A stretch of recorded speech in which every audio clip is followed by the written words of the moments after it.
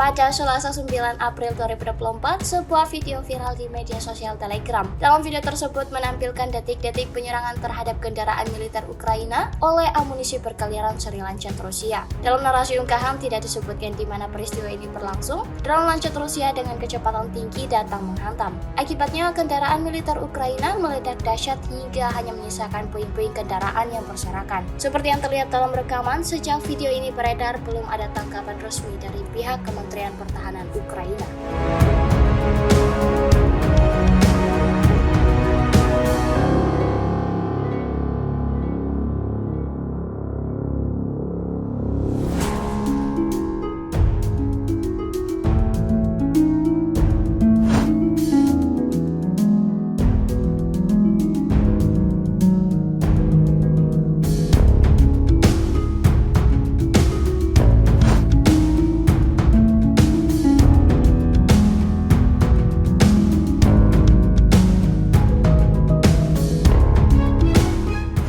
Download Tribun X sekarang, menghadirkan lokal menjadi Indonesia.